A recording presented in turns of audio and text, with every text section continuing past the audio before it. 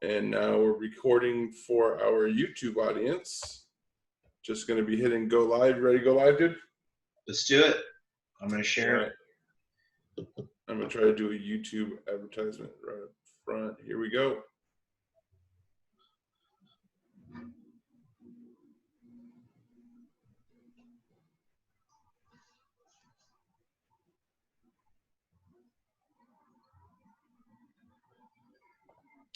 And what's up, fight fans? Welcome to episode 13 of Stoner versus Stoner, where fighters and fight fans talk about the fights that are going on in the MMA and jiu-jitsu world. Make sure you check out our YouTube page. If you're watching this live, that means you're watching from Facebook. Go ahead and follow the Facebook link to our YouTube. We have all of our previous episodes archived just so if you're behind on the events of UFC, you can play a little bit of catch up and see what you've missed out on. Next to me, to my left, your right, would be accomplished jiu-jitsu specialist Don Stoner. Go ahead and give him your credentials, Don. What's going on, everybody? Don Stoner here, Higa Machado black belt, jiu-jitsu competitor, and I'm also a full-time jiu-jitsu instructor too. I have my own gym, Lone Wolf Academy of Jiu-Jitsu up in Washougal. Wonderful. You got any matches coming up soon? Yeah, man. I have a match October 17th up in Idaho. It's an absolute tournament, so it's going to be all weights. And we're all putting in our dues, our tournament entry, and then the winner gets all of the, tournament entries. So it'll be cool. It's kind of like betting on my jits. Nice. It's not like a qualifier or anything like that. It's just a good old-fashioned winner-take-all. Good old-fashioned, man. I mean, there might be, it's absolute all belts, so there might be some guys in some wrestling singlets. I don't know what's going to happen up there. It might get funky. Is it open weight, or what's the deal with that? Open weight, yeah. Open weight. All weights and all belts. Whoa, are they going to be streaming this in any facet? Can I see this? How can I see this? Yeah, I'll definitely share it with you. It's going to be on their live Facebook. So all right, maybe we'll even share the link from Stoner versus Stoner so some of our fans can watch. My name's Chino. My last name is not Stoner, so you can assume why this is called Stoner versus Stoner. We're going to go ahead and let you know, especially why it's called versus Stoner.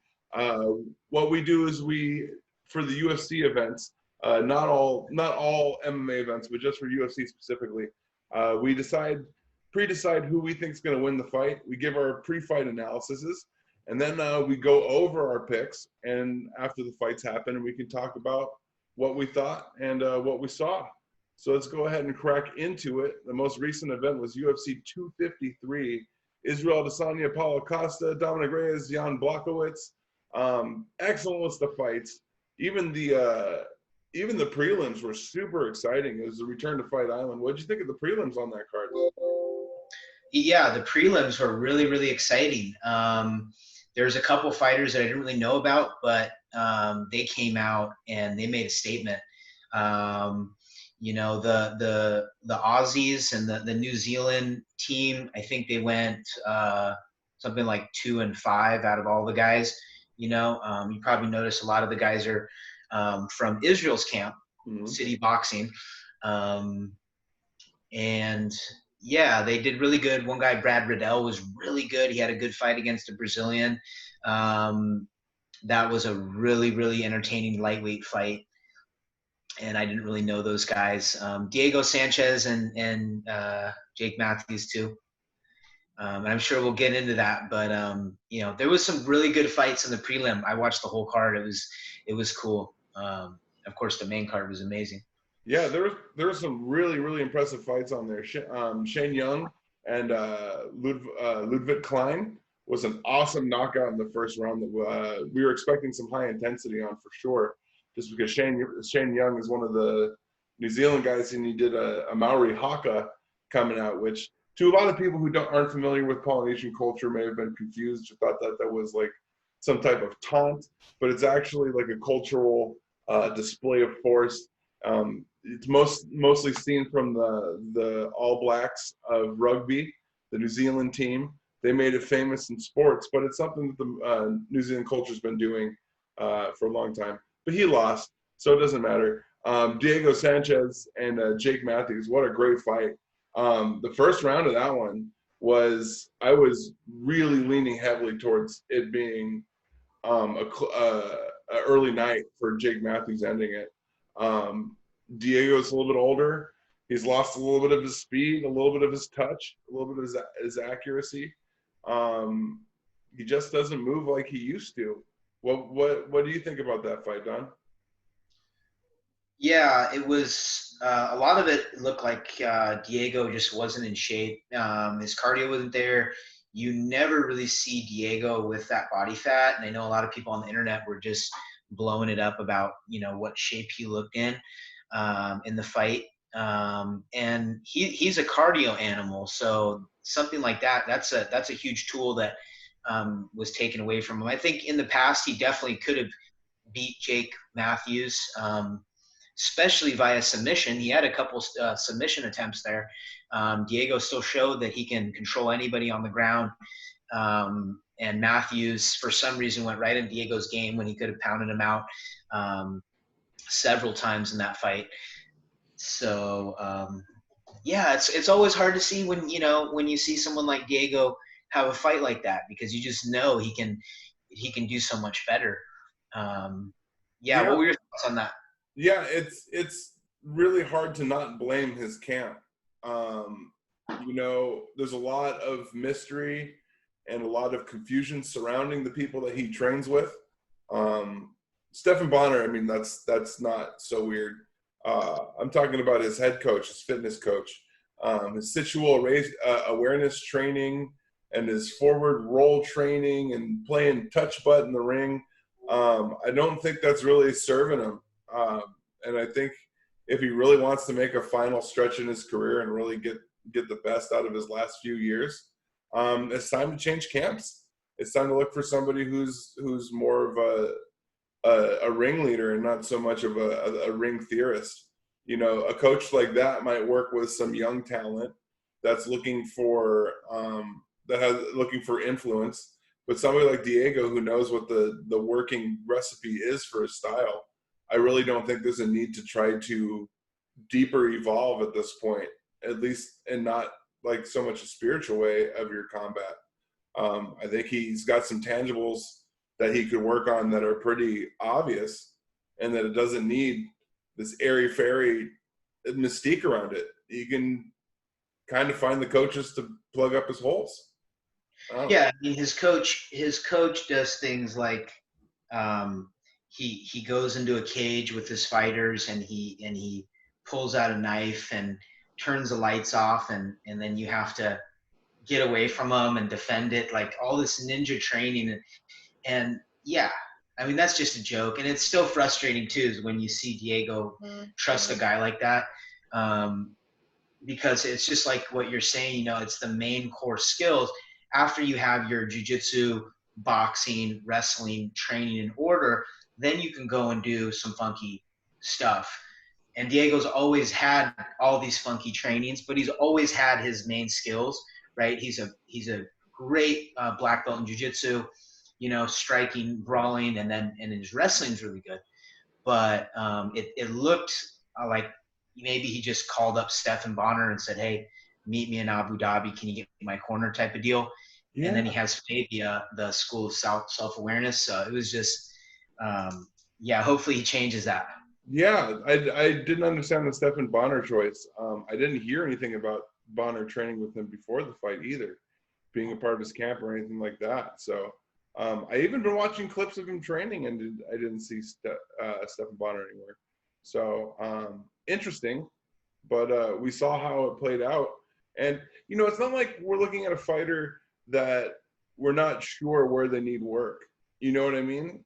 It's not like we're looking at a fighter where it's like, where are this person's holes? Where can we make them better? It's pretty obvious where this fighter could get better if he wants to, round out his game to make it back into the top 10 for his last couple fights. I think the problem is that he's kind of losing focus on when you're not running for a belt or you don't have anything in sight, you just have, oh, I just have 2 or 3 more fights in me and then I'm done. From what I've seen, it looks like it could be really easy to lose focus on developing as a fighter, and more so just trying to get to that brass ring at the end of your 2-fight run. What do you think?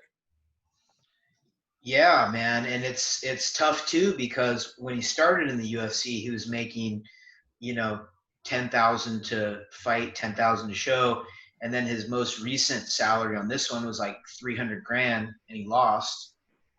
Not counting other sponsors that he has. So for him, it's like he just started making money. A lot of money.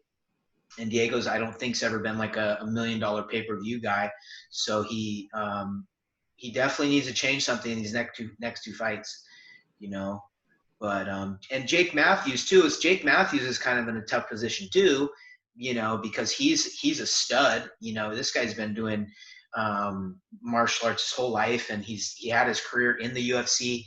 He's like one of these guys who's like, this kid turned into now an experienced fighter, and then he fought Diego. But maybe with the COVID thing going on, it probably was good for him to get a tune-up for Diego. So it just looked like Diego was kind of fed to Jake Matthews, unfortunately. But man, I want to see Diego come back.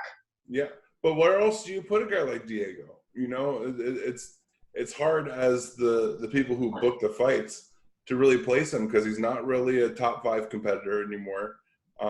He's just trying to crack back into the top 10 and maybe make a little bit more money. But it's really hard to well, is he a gatekeeper? Where do you put him? I think the throwing him to Jake Matthews, unfortunately, was a good use of his remaining fights on his contract. After that, we saw Brad Riddell, which you talked about earlier. Alex De Silva, an awesome 3-round fight. Absolute war. Anything you want to say about that fight before we crack into the main events? I really like that. I like how Alex De Silva came out with the sidekick stomp to the leg. He didn't do John Jones style stomp. He actually took a sidekick stance and kicked out the leg. And he did like 2 or 3 really powerful ones, but then he stopped. And he started kind of slugging it out with Brad when he wasn't able to take him down. And Brad just showed his conditioning. So yeah, I want to see Brad fighting, and that was the first time I've ever seen him fight, and he's a hell of a fighter, man. I mean, he has cardio, he has heart. He was able to fend off submissions from a jiu-jitsu black belt over and over again. A guy with 25 fights, and he only had 8. A really cool story. So yeah, I'm excited to see Riddell and Alex too. He's definitely a stud. He just needs his cardio. He just needs to pick up his cardio for the UFC level. Yeah, hard fight to break down if you're not watching it as it happened. It was a 3-round war. Took place on all fronts, land, sea, and air. They were in the clinch. They were against the cage. They were on the ground. They were standing. It was all over the place. And I didn't envy the job of the judges. Of course, Brad Riddell's his performance was convincing enough to earn him the win. But it definitely was a fight that you had to keep your eyes peeled on the entire 3 rounds. It wasn't one of those snoozers that can happen with a decision fight.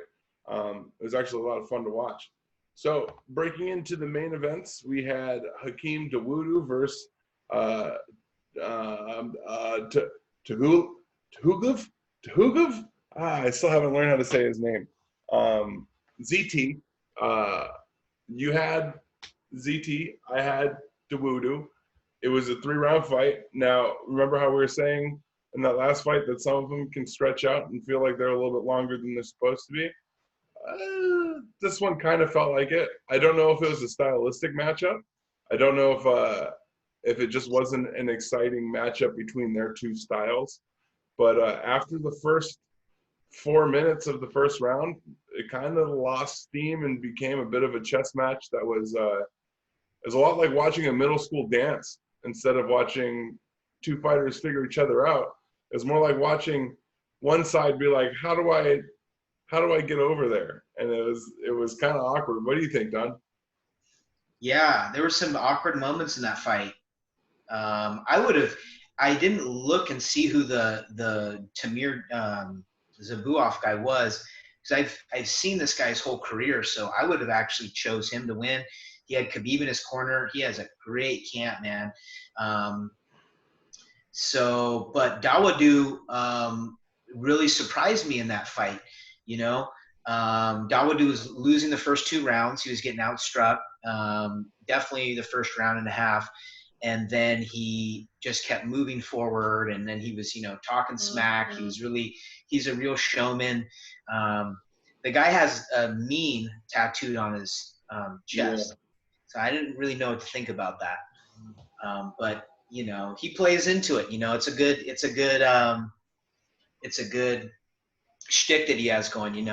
And so yeah, I think if Khabib's guy would have, maybe it was a training camp or something, I think 9 out of 10 times he would win that fight.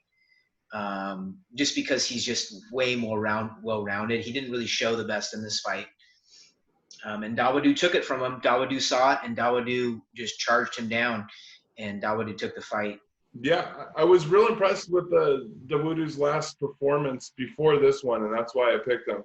I have seen ZT not give it his all in previous fights. He's kind of notorious for being a talented fighter minus the heart. He can work on his drive a little bit more. I remember even he had a contract to do a 5-round fight previously, and he asked for it to be a 3. I can't remember the stipulation. I could be mistaken for somebody else, but he just never struck me as a fighter who wanted it like as much as, say, like Khabib did or the people around him. Dawodu is just somebody who's nasty and hungry, man.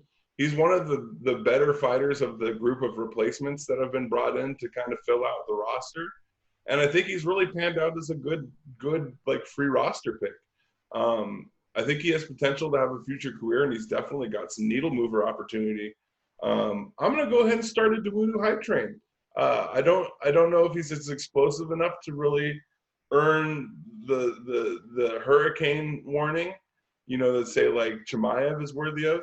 But I think we see a big star developing in Dawodu. So I wouldn't be surprised if we see him work his way up the ranks and get some higher fights coming like 2021. After that, we had Kathleen Vieira versus Sarge Tijara Eubanks. Actually, I'm sorry. We both picked ZT in the first one. This is where we had a disagreement between Vieira or Eubanks. You picked Eubanks. I picked Vieira. It didn't pan out for you on this one, Don. What did you see in the fight? I don't know, man. It's just like now your knowledge and your picks are just slaughtering mine. It's amazing, dude. It's a lucky month for me, man. After the ass kicking you doled out in August, I needed rain. It's gonna be a good harvest. Yeah, so I need to think more about my picks and just stop picking underdogs every time. But that was a really cool fight. Caitlin, she has a really great style. She's judo and she's jiu-jitsu, so she throws out different looks on the takedowns than a lot of other fighters. She's trying to trip the feet, and then she follows up with punches. She's really long, so that always works in Caitlin's fights. A lot of times Vieira can use her distance and use her boxing. Didn't work out with Aldana, but for most of her opponents it has. But Sajara came back in the 3rd round. She was just a little, too late. She came out with heavy shots, and she really started showing that she could win the fight if she, trusted in her techniques a little sooner. So, yeah, I think if it would have been 5 rounds, it probably would have went to Sajara. I mean, because she was coming in kind of almost dominating those last rounds and shutting down everything that Vieira had. Mm-hmm. Great fight. It was one of those fights where the tides changed late in the fight, but it just wasn't enough to convince the judges' scorecards. That's the problem with the 10-point per round scoring system, is that you can never really get an accurate judging system on the flow of a fight. Just because somebody wins rounds, they won a round, it doesn't mean That's the dictation of who won a fight. But that's also what makes the sport of MMA more dynamic than, say, boxing or even just the isolated sport of jiu-jitsu, is the fact that, you know, maybe we do need to take a different approach to the scoring system just because of how dynamic it is. But be that as it may, I'm happy to pick up the victory. It wasn't a convincing one. I'm going to agree with you on that. It definitely was not one that I'm going to tote around or brag about, because I didn't make any money. That was not one of the fights I put money on. I did put money on the main event. We'll talk about that later in just a second. After this fight, we had Kai Kara France versus Brandon Royval, where we both had Kai Kara France. But man, did we have that one picked wrong. Royval came out with bad intentions. He was the biggest underdog on the card and put up a big to the Vegas numbers. Man, did he kick the crap out of him too. It was a very convincing victory. His striking was superior. He established the outside foot nearly entirely in all their engagements. He just outstepped them, outclassed them, outranged them. He had a big range advantage in his limbs, not so much in his arms, but more so in his legs. Royval did a really good job of finding the range with his teep kicks as well as his body kicks, and really did some damage early on. And his combinations too, his hand speed. Man, definitely something to talk about. I don't know who coaches him. I should have taken more time to look into that. But whoever coaches his hands, good golly, they put some tools in that boy's belt. That is some sick pieces he's showing to class with. What do you think, Don? Yeah, I think he trains with Factory X out of Colorado, and they're a really good Muay Thai school. And that was surprising for me too. Royval came out and, you know, he just overwhelmed Kai Kara France. You know, Kai Kara France is a very traditional, old school boxer, tries to stay really clean with his techniques, you know, tries to make, you know, the least mistakes possible, where Royval wants to open his fighter up and get them into a sequence where he can catch them with something like one of his dynamic subs. His striking was impressive, but his ground game was very, very high level. I mean, he was showing with his transitions, that he's a very, a huge threat on the ground from any position. And that's a dangerous guy. You know, if you get in his guard, he can submit you. If he's on top, he can submit you. And especially with that pace, you have to be even higher level to recognize where he's going. He just overwhelmed Kai Kara. You know, I don't know how many strikes Kai Kara got in that fight. Didn't seem like many at all, though. I'm pretty sure he outstruck him by a considerable percentage. Like, I think he outstruck him by 30%. Something pretty intimidating by that. And the thing is, too, is the amount of information that Royval was putting out there for Kara France to try to put together, for him to try to make sense out of. It really just showed him a lot of looks, a lot of nasty hit placements, and a lot of, like, spin tactics, a lot of off-angle kicks, just things that are attacks to always worry about when you step into certain ranges.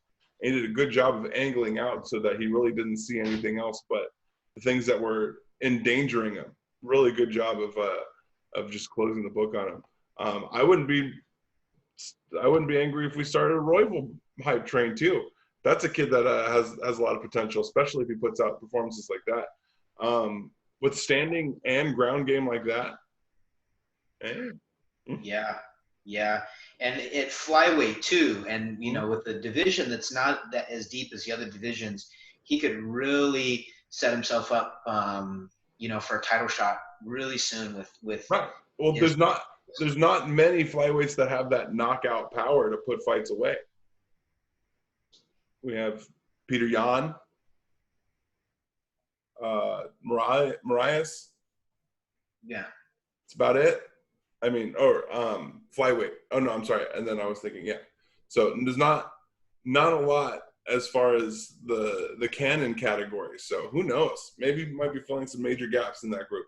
Fight after that, we had Dominic Reyes and Jan Blachowicz. We both picked Reyes. We both picked wrong. Blachowicz came in and just showed us why he's the new champion. He really dominated the pace of that fight. What did you see out there, Don? Saw the same. Dominated that fight. And I really like what Jan was talking about before the fight. He was talking about how it doesn't matter where the fight gets. He has the knowledge to overcome and win it because he's so experienced. And just that knowledge that he has about, so many wins where he's known he's just figured it out when he was fighting is like a higher level Jedi skill, right? And where Dominic is more of a newer mixed martial artist, right? He's a football player that transitioned over to the sport. Mm-hmm. And Jan's a lifelong martial artist that can figure you out. And he's a damn good grappler too. We haven't even seen Jan's grappling yet. But the fight was, it was just a domination, and it almost looked too that Dominic could kind of see early on that he was in trouble with Jan in the striking. Dominic didn't go for too many takedowns. I think he kind of slipped on the takedowns and cage control in that fight. I think Jan touched him early. I think he hit him with something hard early that a lot of people didn't see.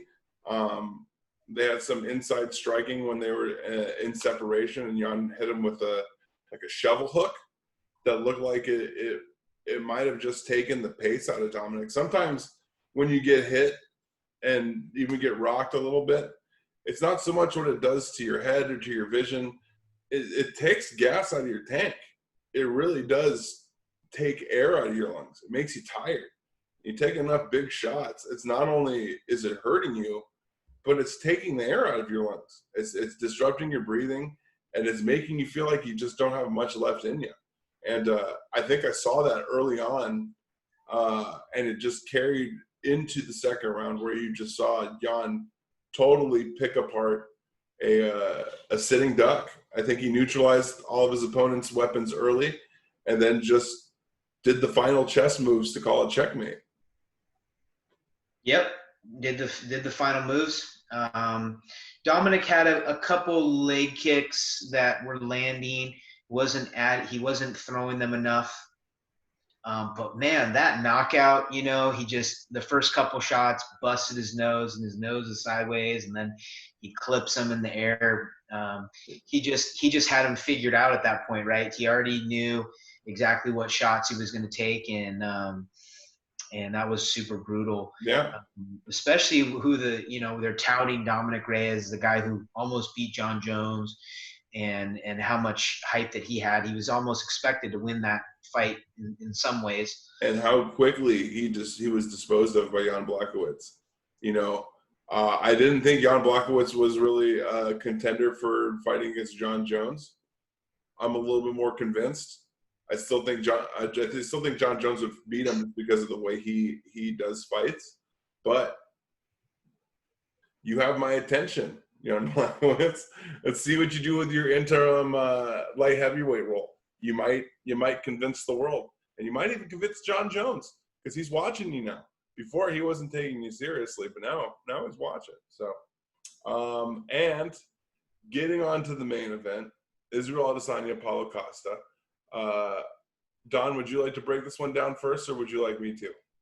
Go for it. All right. I won a lot of money on this fight. Wow. Not a lot, but I won some money. And here's why. I called it early on. I knew exactly what was going to happen.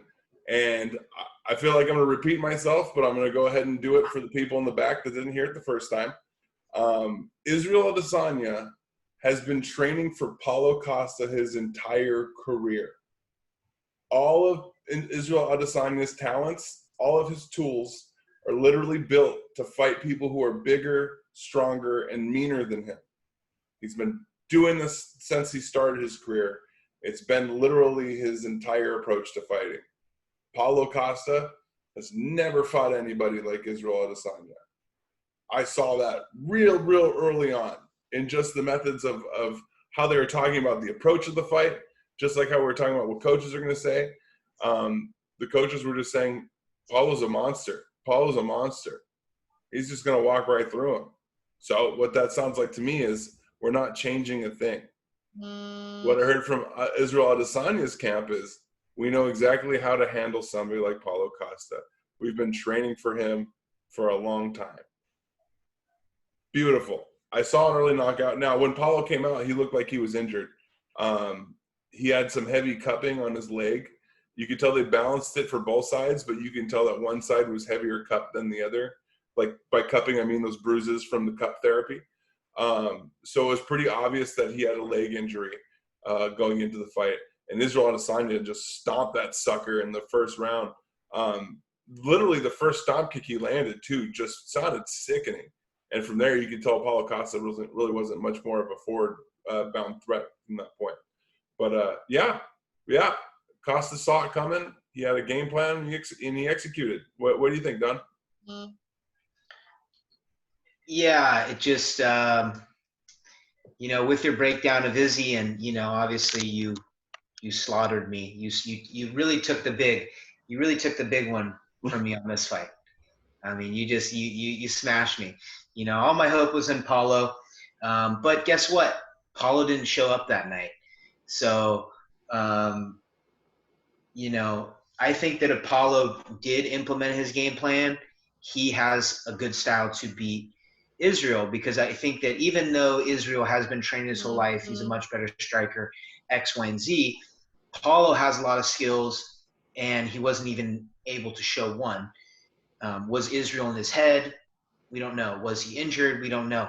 But one thing we do know is he's never thrown that little strikes in the fight in his whole career.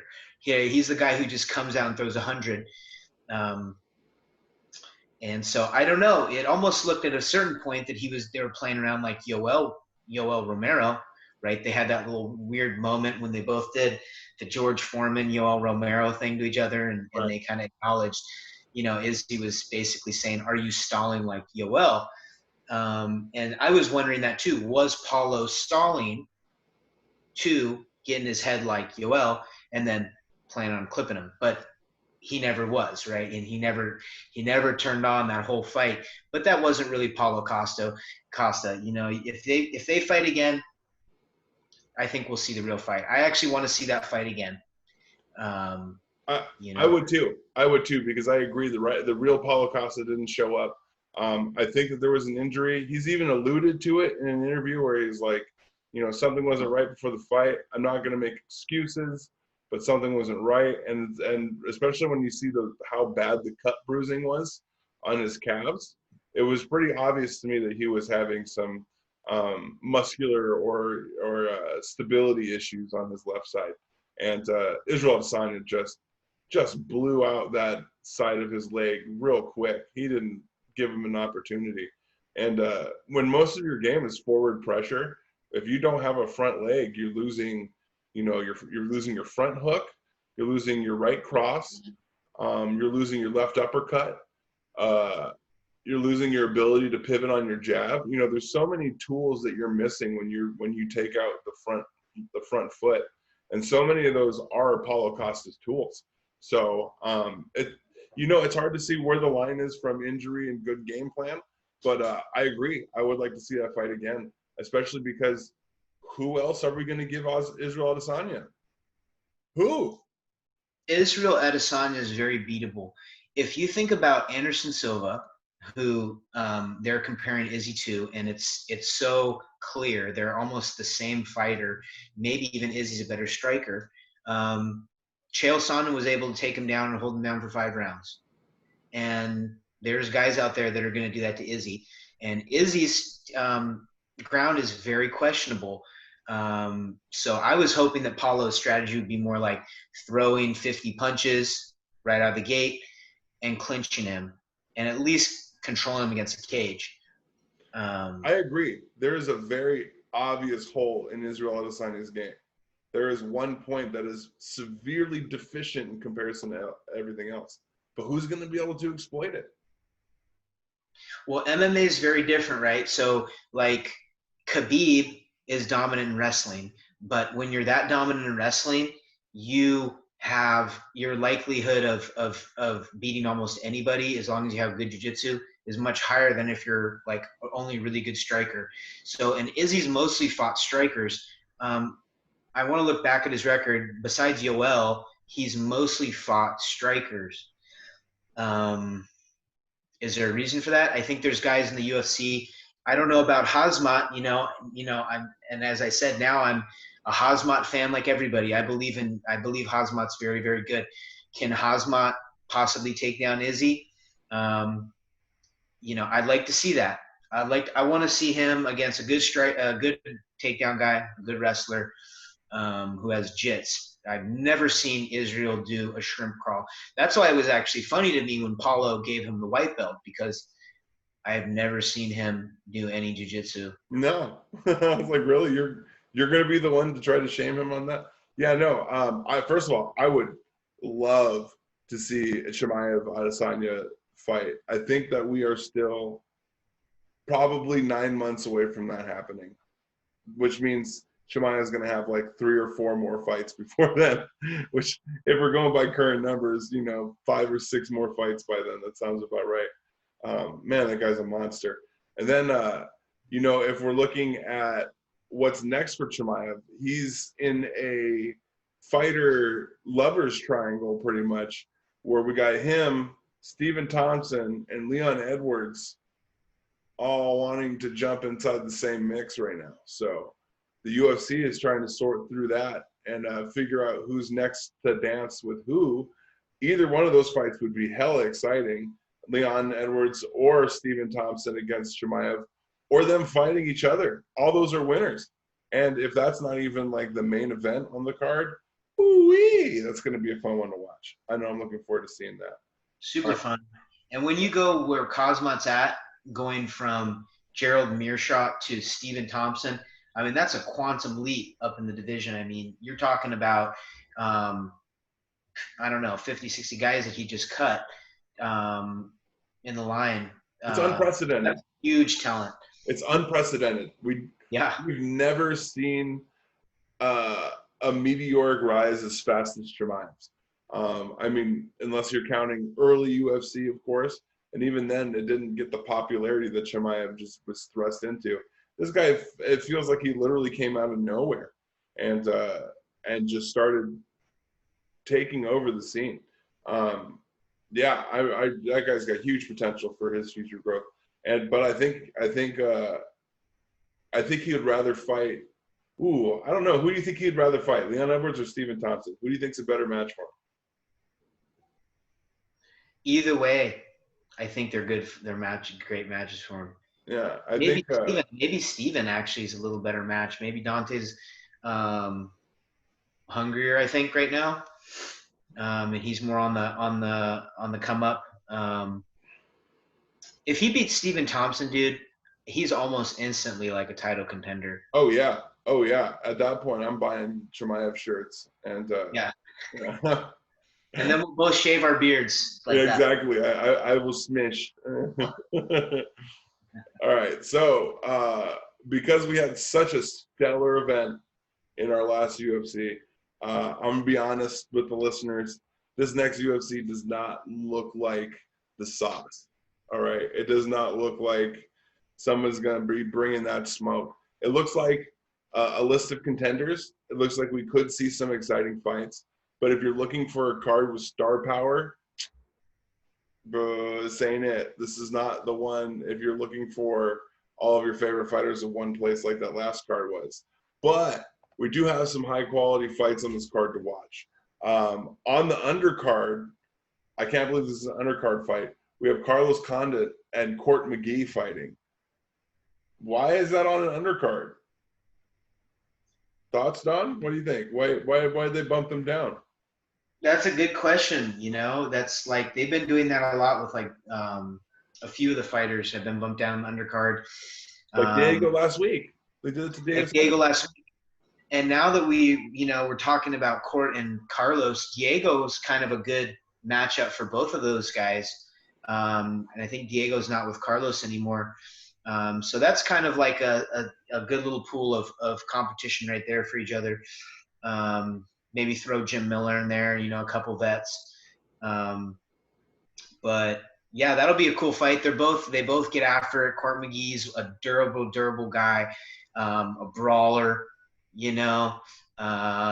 Carlos is more technical. Carlos has more finishing skills.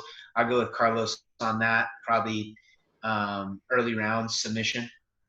Yeah, I agree with you. I think Carlos Condit has this fight. And if it's not an early round submission, if he doesn't figure him out early, he's going to hold him down and wrestle screw him for 3 rounds because he can, because he's that talented. Yeah, no, the more I'm seeing it, the more as the UFC develops, the more I'm thinking, like, what if we had a UFC legacy league where we had 2 different UFCs, like the UFC of current up and coming, the best of the world, and then just fighters that are no longer going to be a champion fighting each other, like how we had Little Nog and Shogun Hua fighting, or we have, we have some of these fights happening. If these fighters want to come back, why not bill it as like a UFC legacy fight and have like a whole nother section of belts? I don't know. Maybe it's too many belts. That'd be awesome, and I mean, really, that's just another name for Bellator. Bellator's picking up. That's a really good point. That's a really good point. You nailed that one on the head. That is Bellator. It's already happening. Right, but why doesn't the UFC just keep them on like FX, on ESPN cards? That they should definitely do that, dude. Yeah, because these guys want to fight. That would be the best way to space out these ESPN cards, not by just throwing like random clunkers together to get us through to the next pay-per-view, but why not just like spread out the legacy fights and make those like the headliners, the ones that that the 2 people are going to come out and put on the performance, Although a lot of these undercard performers that are getting the headline shots, not undercard performers, but a lot of these non-headliners getting these headlining opportunities, have been doing some pretty amazing things with it. So let's not discount that. But on the main events, we only have 4 fights on the card, which I find to be weird. We have Dequan Townsend versus Dusko Todovrik. Don't know them. We have Jermaine Durandamine versus Juliana Pena. And we know them. We have Jorgen De Castro versus Carlos Felipe. We know one of them. And then we know Holly Holm and Irina Aldana. Now, we've got a couple picks. The first fight on the main card, we don't really know who's who. So do we want to flip a coin? Do you want to pick, or should we just move forward? What do you think? Let's move forward on those guys. I want to see them both fight. I don't think one guy's fought a couple times in the UFC. The other guy hasn't. Yeah, one's undefeated with 9-0. The other one's 21-11, road dog, as we were talking. We talked off air before. Yeah, it's a fight of old meets new, but we don't really know much about either one, so we can't really give you an accurate analysis on that. It would just be petty point betting for us at this point for us to try to harvest anything out of that. After that, we have Jermaine Durandamine versus Juliana Pena. Who do you think is going to win that fight there, Don? I got Durandamine on this fight. Jermaine is a world-class kickboxer, has one of the best kickboxing pedigrees in women's MMA. She's well-rounded too. She's good against a clinch. Going against Juliana Pena. Pena is more of a jiu-jitsu player. She's been out of it a while. I think she had a child. She's been out of the game for a couple of years. And I think Jermaine is just going to be a little too much for her. So I'll pick Jermaine on this. But again, Juliana could surprise. It is MMA. Juliana has all the skills. She's a world-class grappler. If Juliana gets this to the ground, Jermaine's going to be in trouble. So it's going to be a scrap for sure. Both of these girls are very, very good. I agree, and I am going to agree with you on the final decision there. Jermaine Durandamine really showed us what she has as far as her constitution in her fight with Amanda Nunes, and I'm a fan. Win, lose, or draw on that fight. She definitely lost that fight, but I mean, after seeing how much heart she has, and she did just about as good as anyone could do against Amanda Nunes. Really talented fighter. I really want to see her pick up another W after that because she worked her ass off. And I agree. Let's go Durandamine. After that, we have Jorgen De Castro versus Carlos Felipe. You said you know one of these fighters, correct? I've seen Yogan fight. I've seen Castro fight. Castro's a really good kickboxer, Brazilian kickboxer, and he's fighting another guy who's, I think, a grappler in Felipe. So, yeah, I'm going to go with De Castro on this one. He's very talented. I think he fought either Francis Ngannou or Yogan fought.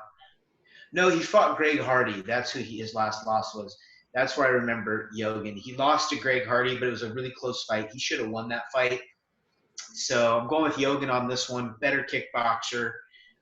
Really, he has the experience now. Fought multiple times. Good fighter.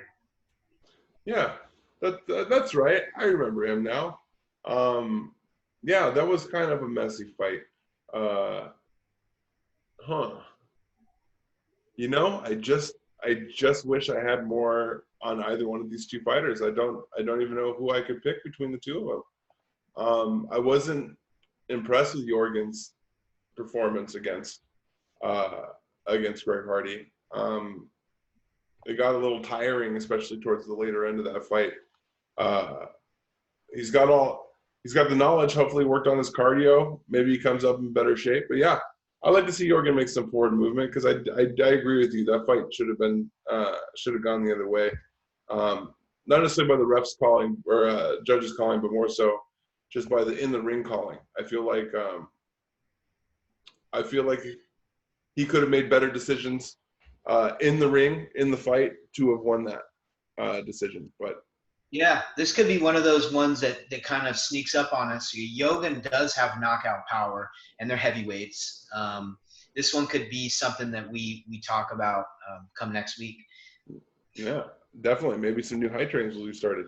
And then the main event, Holly Holm and Irene Aldana. You've got Aldana, correct? Aldana. I've got Holly. All right, we got ourselves a fight here. Good. All right, this is the one that we're excited about because the rest of the card there's not much to really get juiced about. What do you think is going to happen in this fight? Man, it's going to be a striking fight. It's going to be intense. Holly Holmes. Sometimes she'll have fights where she tries to outpoint. If she fights a really good striker, a lot of times she goes a little slower. She's very methodical. Irina's more of the smell blood in the water type chick, and she goes after stuff. And she's pretty tricky too. She's tricky on the ground, but her striking, her boxing is her main weapon. It looks like. And Holly's a ex-pro boxer, man. So Holly's an ex-pro boxer. She's a kickboxer. She did a lot of American kickboxing stuff. So she has, side kicks, back kicks, and all that. So I'm just expecting fireworks in this fight. I think that it's just going to come down to Irina being a little more hungry.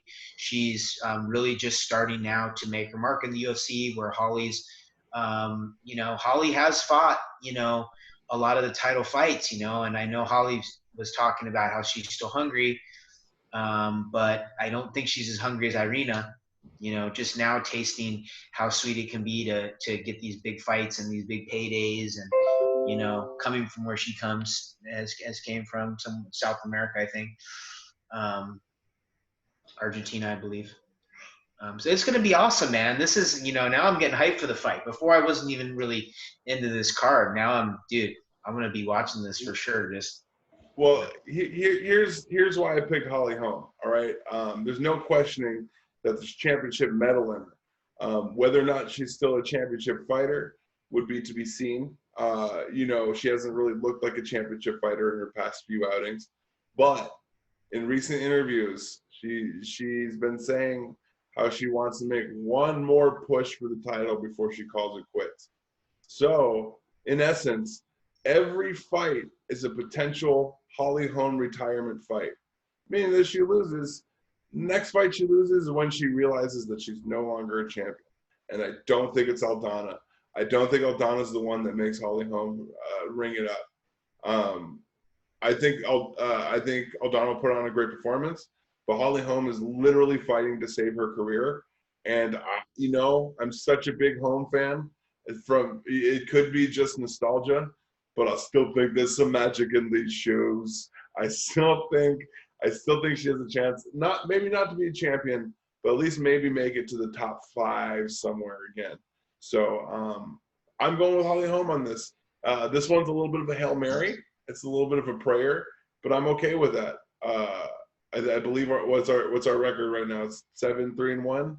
7-3-1, man. I will take the chance with Holly Holm. I have a 7-3 belief in her. There's something about when a fighter talks about retiring and starts putting time on their fights. You just have to think like, man, it's kind of getting to the end there, and that's where I think Irina is going to really push the pace on that, and really hunt, because she wants everything that Holly has. She wants to take her name, and her boxing, South American boxing is really interesting. It'll be kind of like American old Western boxing versus the South American style. The Latin American fighters, they fight a little different, and that really translates to MMA. Mm-hmm. A little bit more hands down, a little bit more loopy, a little bit more head movement. Yeah, different shots, different timing. Sometimes they'll come on with the pace. They all have heart. Mm-hmm. So that's a lot of times their best weapon. And Irina has heart. She's been in some wars already. So I just don't see how Holly can beat Irina unless it's in the kicking game. If she gets some really good kicking going, she might be able to hold Irina off. But I can see Irina really crowding her with some short hooks, some short uppercuts, some loopy punches. It's a great contrast of styles because Holly Holm is so straight down the middle, Right. She's so cookie cutter in her approach. Right. I think that the way Holly Holm gets it done is in the dirty boxing. There's going to be a lot of clinch fighting between these two, just because we're not really looking at too many different edges as far as their reach. So a lot of times, especially in ladies fights, when you get equal reached opponents, you're going to get a lot of clinch fighting, just because it ends up being the most natural way to generate that type of hit power. I still think Holm. Aldana's got a really good chance. Like I said, Holm hasn't really looked like a champion in her past few outings. But, it's kind of reminds me of when Cerrone realized he wanted the belt, or when Masvidal realized they wanted the belt. They actually made like a genuine push. And, did Cerrone get it? No, but he ended up getting the fight with Conor. And, in some aspects, that's as good as fighting for a belt as far as a paycheck goes. Did Masvidal get the belt? Like, no, but he got to fight for it. And he got his contract levied. He got to do what most fighters can't do, which is renegotiate how much he makes.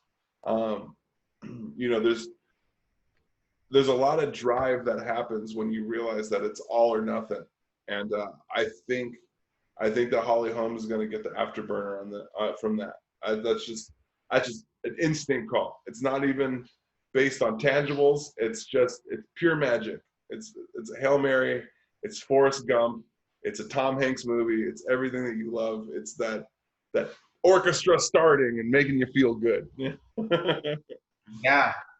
Yeah, and it's just like, when Holly Holm fights too, she brings a certain just intensity. You just want to see her win, She has that star power. So it'd be really cool to see her get her second win and kind of Robbie Lawler it up to the title shot. It just seems to me that the game's evolved past Holly Holm at this point. The new fighters coming up with so many different techniques. And I agree, especially in women's fighting. It's really, the landscape has changed tremendously. So I agree. There's a limited time in Holly Holm's potential comeback. Also, in combat news, not a lot going on in the MMA world this week, unfortunately. Bellator had Daly versus Anderson. Unfortunately, Daly had to call it. He wasn't able to fight. He's hospitalized now due to the weight cut he had. So that's being canceled. Paul Daly and Paul Daly? Yeah, okay. Yeah. I thought it was Dalek. Sorry. Oh, so he was hospitalized. Yeah, he's in the hospital right now, unfortunately. It was a rough weight cut for him. Apparently, he stopped sweating, and he was showing signs of kidney issues, so they had to take him in for observation. He cuts a lot of weight too. He's a heavier. He's a big guy. He's a big guy. Yeah, And he's trying to fit into a little box. It's not going to really work. But they're still apparently having the event, sans the main event. I don't know much. I've been looking at the card, and unfortunately, it doesn't look like an exciting one. So unless you're a Bellator fan, you probably won't be watching. Josh Barnett is actually set to make his return in the fighting world, not to MMA. You're kidding me. What was that? You're kidding me. Babyface Barnett? Yeah, babyface Barnett. Although he's shed his babyface exterior, he's rocking a lumberjack beard, and he's fighting in bare knuckle coming up pretty soon. Well, not in bare knuckle. He's fighting in something called. Oh no, he is fighting in bare knuckle. He's fighting against the former KSW champ Marcin Roslinski. Wow. Big boy heavyweight bare knuckle event. I'm looking forward to that one. That's really cool. Josh Barnett's striking style. He's a brawler, and he has a really good jab. He actually has some clean boxing. Josh Barnett has some really good boxing. Obviously, he's a grappler, but that also helps him in bare knuckle too, because he'll be able to clinch guys. And he's so smart. His fight IQ is so high. I actually don't see him. I see him winning some of these fights. I don't know who this guy he's fighting. Could be a beast, but Josh kind of seemed like he could be good for bare knuckle, man. I looked into the guy's record. It's not super impressive, but there is a couple of names on there. But I mean, it's Josh Barnett. Who's he going to be scared of? Who's he going to be scared of outside of the UFC? Nobody. I can't wait to see Josh Barnett mix it up, especially in a league where they allow PEDs. We got Josh Barnett back. Well, now that you have Barnett, you need to bring over like Ben Rothwell and some of these other guys and fill up some more heavyweight UFC old school talent. I've been wanting to see how am I not? Oh man, come on! No, not right now. The Vitor Belfort. I've been wanting to see him juice up again and go to bare knuckle. He'd be yeah. Yeah. Put Vitor in there. Put Roy Nelson in there with Vitor and Josh Barnett. What? That would be so ridiculous. That's what we want to see. That's the circus. Am I condoning the use of PEDs for fighters who are over the hill? Absolutely. 100%. Because, hey, if that's what you want to do, that's what we want to see. But, I know in athletics, that's not the mentality to have. But as a spectator, why not? Do we watch cars that are built stock race? No. We modify the hell out of those things.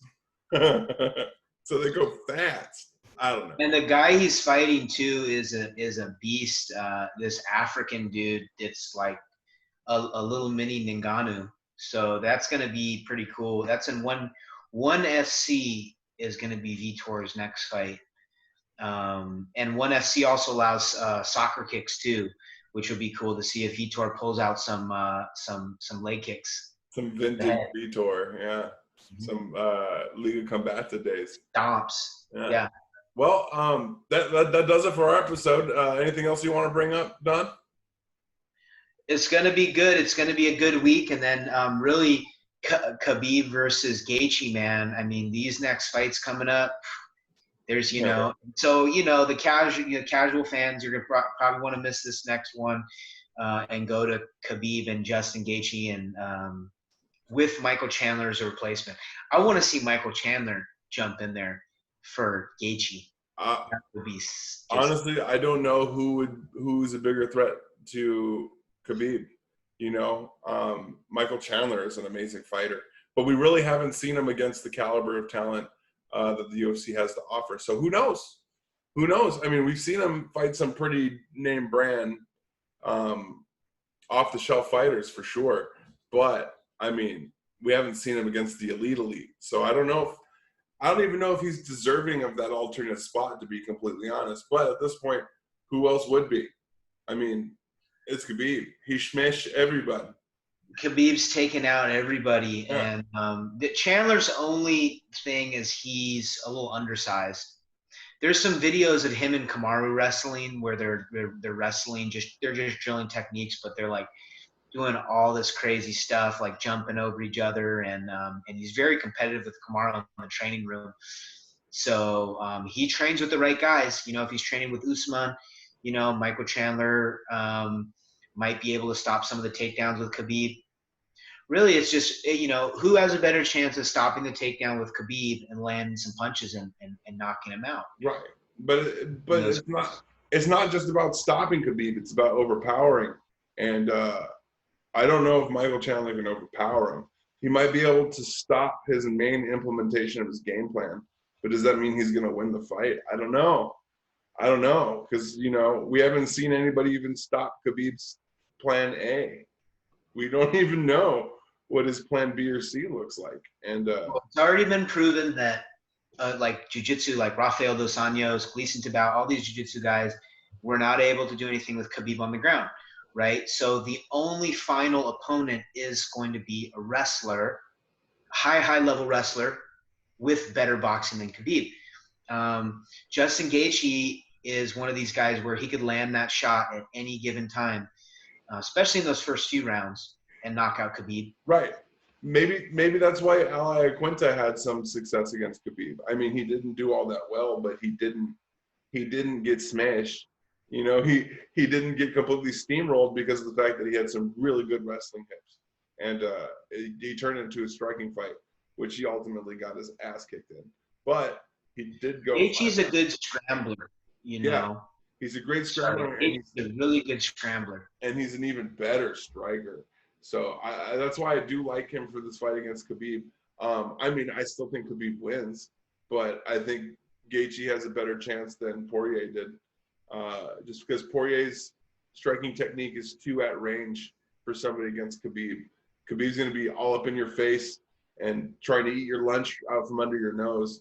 And Dustin Poirier's got them wispy, those long arms, and those long arms won't do you any favors in a fight where somebody's up in your grill like that. Gaethje, however, man, can that guy load up from a short distance? That guy's like a sawed-off shotgun.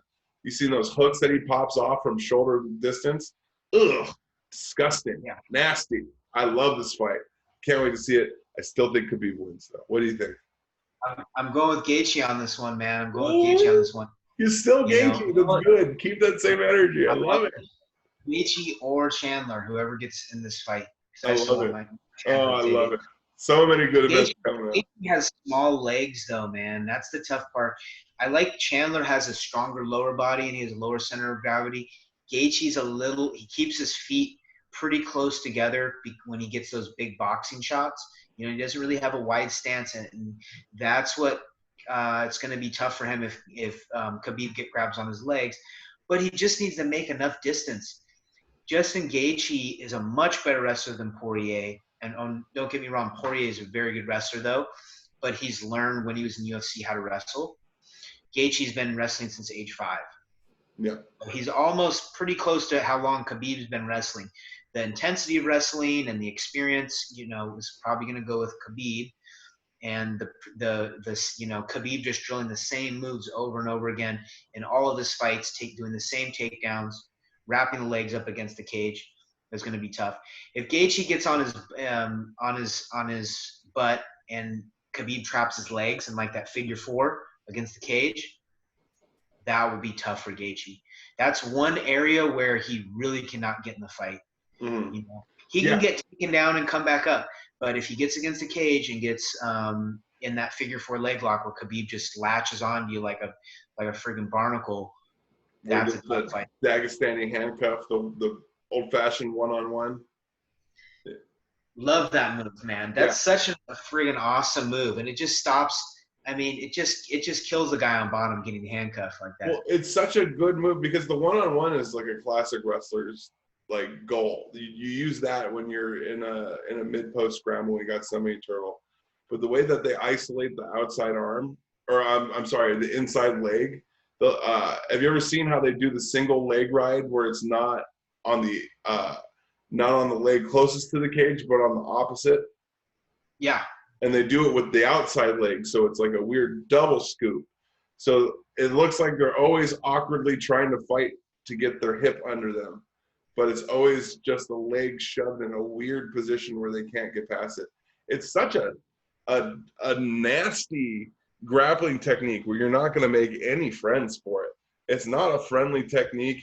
It's something that you do with bad intentions. It's a nasty move. It's the foot stomp of half guard.